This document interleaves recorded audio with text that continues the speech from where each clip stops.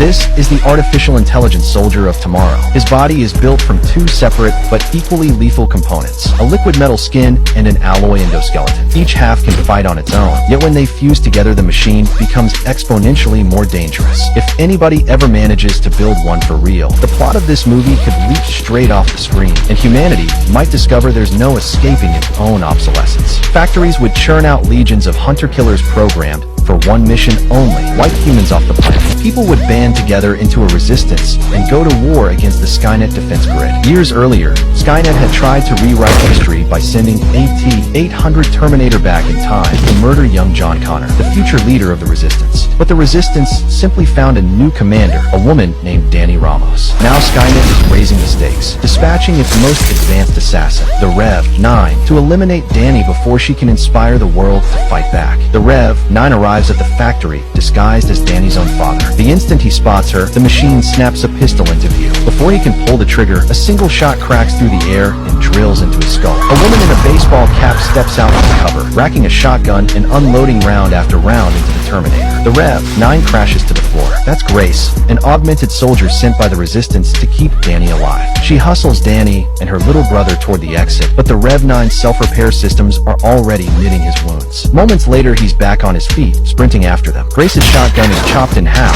with a single swipe. She grabs a sledgehammer instead and slams the Rev-9 so hard he flies across the room. She keeps swinging, refusing to give the machine a heartbeat to regroup. The Rev-9 liquefies, wraps around the hammerhead, and yanks the weapon away. A blade flashes from his forearm and the fight flips. Now Grace is on her heels, blocking strikes with a steel plate that's sliced in two within seconds. Summoning every ounce of strength, Grace tackles the Rev-9 to the floor and pins him beneath a piece of heavy machinery, while Dani's brother jams the controls. The three of them bolt for a pickup parked outside. Their escape is short-lived. A rumble shakes the ground as the Rev-9 barrels through the factory gate behind the wheel of an armored truck. He floors the accelerator, smashing everything in his path. Grace's truck sputters, fuel line shot. She shoves Dani's brother behind the wheel, climbs into the bed, and hurls rebar like javelins at the oncoming truck.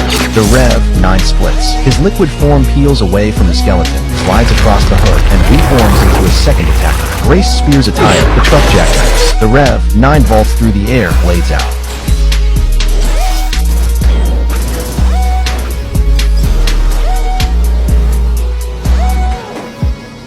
Grace tries to knock him clear, but he punctures another tire in their pickup fishtails. She kicks the Rev-9 into the path of an oncoming sedan. Metal crunches, sparks fly, and the pickup flips, catapulting Grace over the asphalt. Dani's brother is gravely injured, with the Rev-9 climbing from the wreckage and revving another engine. Grace makes the brutal choice. She grabs Dani and runs, leaving the boy behind. An explosion blooms in the rearview mirror, but the Rev-9 simply walks out of the fire unscathed. Dani and Grace haven't gone far when the machine appears again. This time his alloy skeleton steps from the shadows to cut them off. They're boxed in, no way out, until a battered car roars up from nowhere and T-bones the endoskeleton, sending it flying.